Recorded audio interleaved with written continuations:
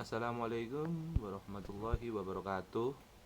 Nama saya Muhammad Zaki Musodak, NPM 190810117. Di video ini saya akan menjelaskan materi tentang penyederhanaan fungsi boolean. Oke. Dalam materi ini ada 4 submateri. Yang pertama adalah penyederhanaan dengan key map sampai 4 variabel. Yang kedua adalah kondisi don't care. Ketiga, metode tabulasi. Dan keempat adalah penyederhanaan post. Yang pertama adalah penyederhanaan dengan key map. Key map atau knob map merupakan diagram yang terdiri dari kotak-kotak. Setiap kotak mewakili satu midterm. Map dapat memberikan diagram visual dari sebuah fungsi boolean yang dituliskan dalam bentuk standar. Nah, contoh ada key map 2 variabel. Ini adalah tabelnya. Oke, contoh f x sama dengan y. Untuk memperoleh nilai dari x y itu berapa, kita pakai hitungan biner ya. Dari belakang 2 pangkat 0 berarti 1, x itu 2 pangkat 1 berarti 2 tambah 1 sama dengan 3. Jadi angkanya dimasukkan ke tabel M3. Nah, ini contoh lain. F x tambah y. Penyelesaiannya adalah x tambah y, sehingga diperoleh nilai xy sama dengan tambah x y aksen ditambah x aksen y sama dengan M3, M2, M1. Kemudian dimasukkan ke dalam tabel. Nah, langkah-langkah key map. Yang pertama, cek apakah sudah berbentuk midterm. Jika iya, langsung masukkan nilai midterm. Jika tidak, gunakan prinsip daerah. Kelompokkan nilai 1. Usahakan selalu membuat pengelompokan terbesar bilangan 2 pangkat n. Pengelompokan harus vertikal atau horizontal.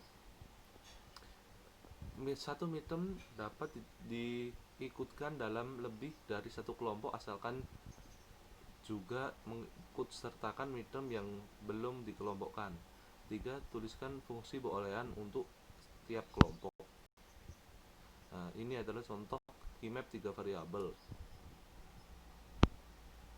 Nah, langsung contohkan, sederhanakan f sama dengan x pangkat x aksen yz plus x aksen yz plus x y aksen z aksen x y aksen z aksen. Yang pertama adalah ini z 2 pangkat 0 1, y 2 pangkat 1 sama dengan 2 tambah 1 3. Kita masukkan ke sini. Kemudian y pangkat 2, ini adalah y nya yang hidup, jadi 2 pangkat 1 sama dengan 2. Kita masukkan ke sini. Kemudian x yang hidup berarti 3, kita masukkan ke sini. Dan ini adalah 3 sama 1, 4, kita masukkan ke sini. Dan anunya adalah f sama dengan itu fungsi booleannya diperoleh adalah x aksen y plus x y aksen. Nah, ini contoh lainnya. Cara pengerjaannya sama seperti yang tadi. Ini juga sama. Nah, kemudian key map 4 variabel. Ini adalah tabelnya, bisa dilihat. Nah, ketentuannya, satu kotak mewakili term dengan 4 literal, 2 kotak berdekatan mewakili term dengan 3 literal, 4 kotak berdekatan mewakili term dengan 2 literal, 8 kotak berdekatan mewakili term dengan 1 literal. Ujung atas dan bawah serta kiri kotak kanan kotak dianggap membentuk kotak yang saling berkaitan. Nah, contohnya adalah ini. Sederhanakan fungsi wx yz, di dalamnya terdapat 0, 1, 2, 4, 5, 6, 8, 9, 12, 13, 14. Ya, kita masukkan ke dalam tabel. Jadilah seperti ini. Kemudian cari fungsi booleannya. Yang pertama adalah benda A adalah 8 kotak berdekatan mewakili term 1 literal. Ini masuk ke dalam Y area Y aksen. Ya, ini Y, ini berarti Y aksen. Y aksen. Kemudian 4 kotak berdekatan mewakili term dengan nilai 2 literal, yaitu ini X plus Z bar. Ini era ini sama ini. Kemudian W aksen, yaitu ini W aksen dengan Z aksen. Nah, sehingga diperoleh itu hasilnya Y aksen plus X, Z aksen plus W aksen plus Z. Nah, ini adalah contoh dari ujung atas bawah membentuk serta kiri kanan dianggap membentuk kotak, suatu kotak. Ya. Pertama adalah kita ambil ini, tiap kotak di sisi ini masuk ke daerah B aksen, D aksen. Ya, kemudian ini masuk ke BC. Kemudian dua variabel ini B aksen masuk ini sama C. Kemudian diperoleh di tiga ini A aksen, ya sini A aksen, C D. Oke, kondisi don't care. Kotak pada map yang tidak berisi angka 1 dianggap bernilai 0. Asumsi tersebut tidak selalu benar karena ada aplikasi di mana ada beberapa kombinasi input yang tidak pernah muncul sehingga bisa diabaikan atau don't care. Don't care dapat diterapkan pada key map untuk lebih menyederhanakan suatu fungsi boolean.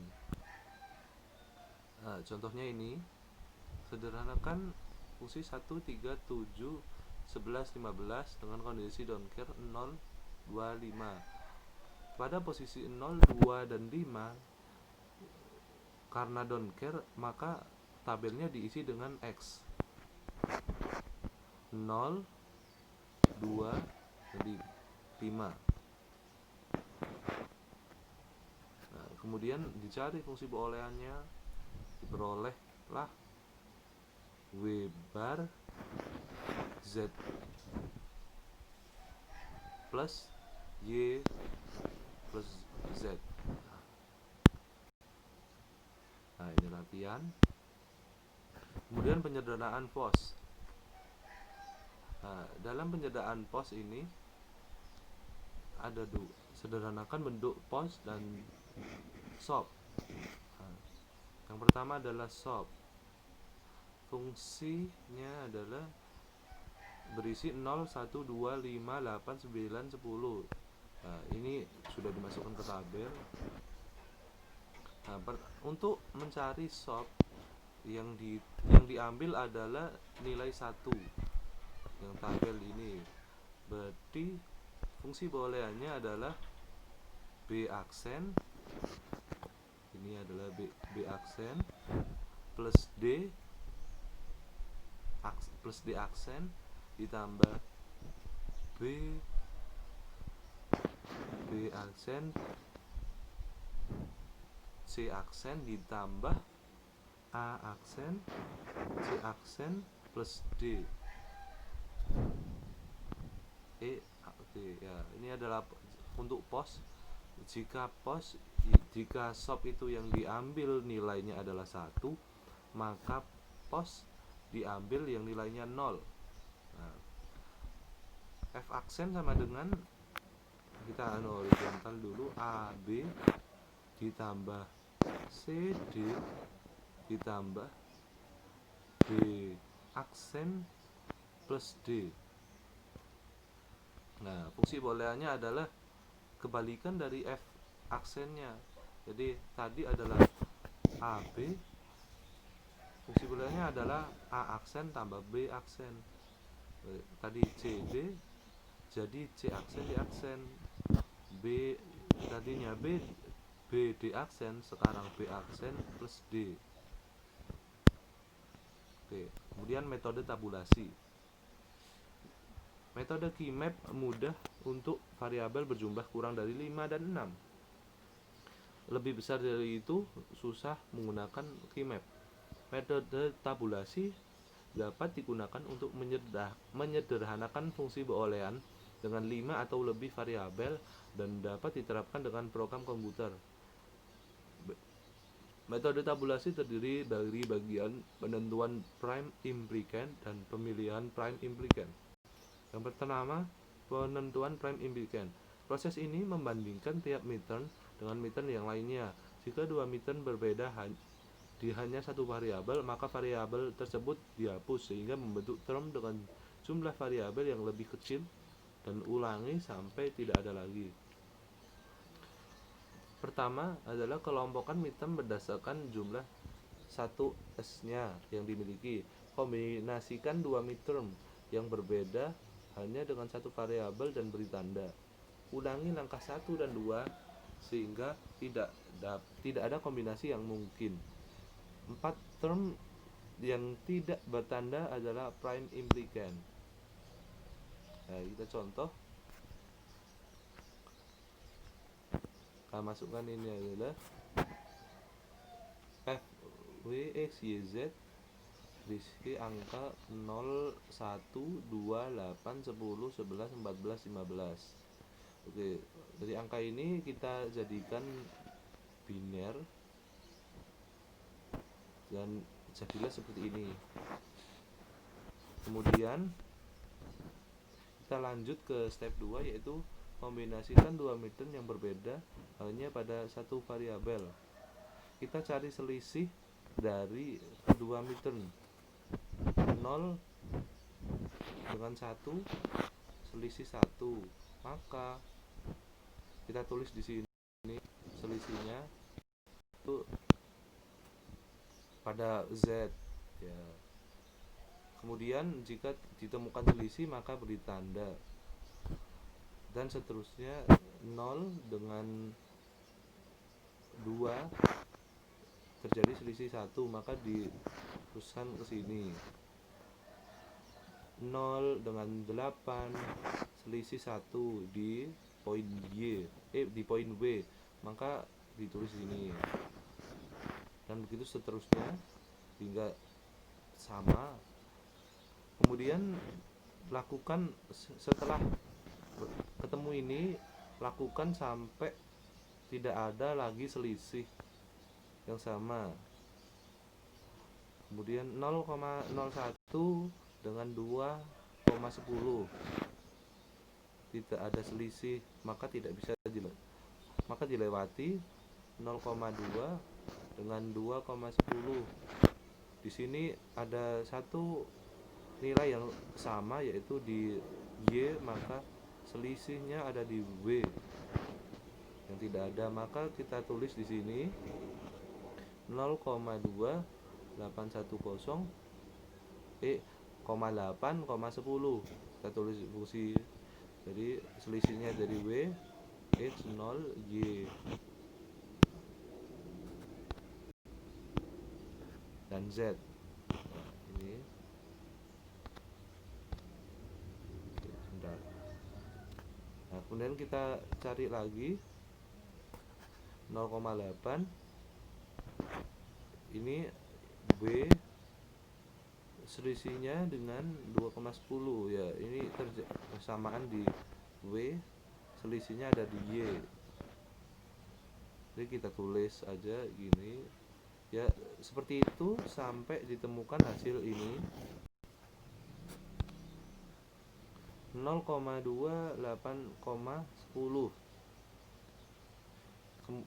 Kemudian jika seperti ini, jika ada nilai yang sama, maka kita coret. Oke, jadi sisanya tinggal 0,2,8,10 dan 10,11,14,15. Nah, prime implikannya adalah yang tidak bertanda. Jadi yang dapat selisih tadi ditandai, yang tidak ada selisih tadi tidak bertanda, yaitu adalah hasilnya. Kemudian kita cari f sama dengan yang ada nilainya ini. Kalau nilai kosong berarti aksen, dan kalau nilainya 1 berarti variabel. Kemudian diperoleh f sama dengan w aksen, y x aksen, y aksen ditambah x aksen, z aksen ditambah w ditambah y. Nah, seperti itu. Ya, ini caranya juga sama. Nah, kemudian pemilihan prime implicand. Proses penentuan prime implicand tidak selalu menghasilkan jumlah term yang minimum, sehingga perlu dilakukan pemilihan prime implicand yang dapat mewakili semua midterm dalam fungsi. Ada langkah-langkahnya. Lihat per kolom, cari yang pertama adalah cari yang berisi hanya satu centang. Beri tanda terpilih pada term yang mewakili midterm. Jika masih ada sisa midterm, cari term yang dapat mewakili seminimal mungkin. Nah, pertama kita cari dengan metode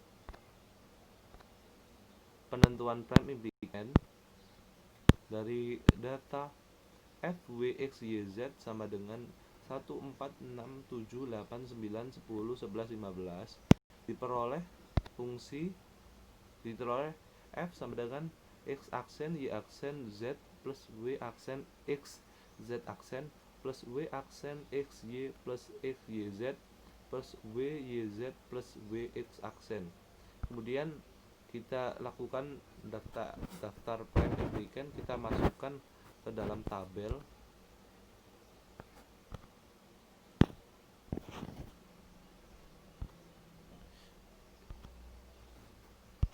Ya, kita masukkan setiap nilai dari term tadi 1,9 x aksen, y aksen plus z. Nah,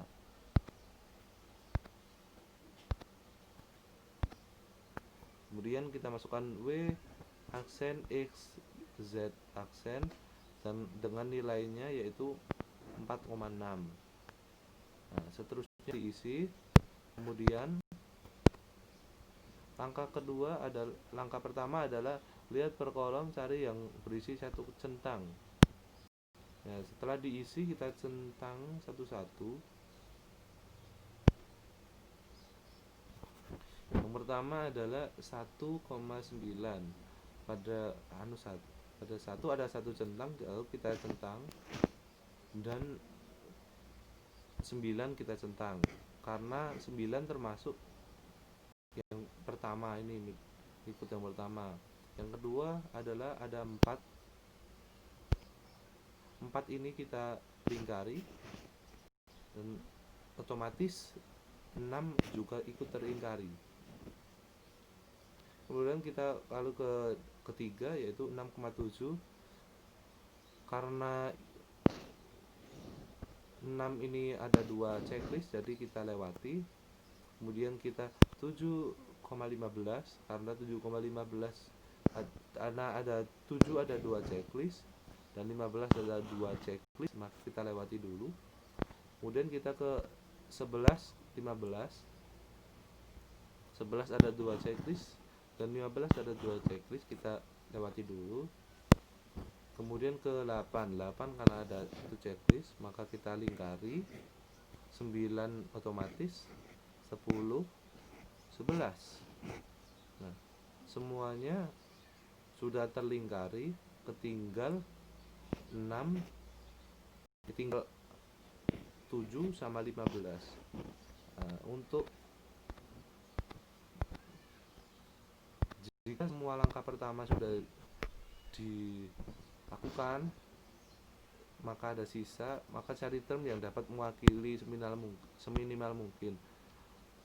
Untuk term yang mewakili minimal mungkin adalah 7,15. Jadi yang dipakai adalah term XYZ, midtermnya 7,15, sehingga diperoleh hasilnya F adalah X aksen, Y aksen, Z, kemudian W aksen, X, Z aksen, dengan kemudian X, Y, Z, dan W X aksen. Nah, sekian dari saya. Terima kasih. Waalaikumsalam warahmatullahi wabarakatuh.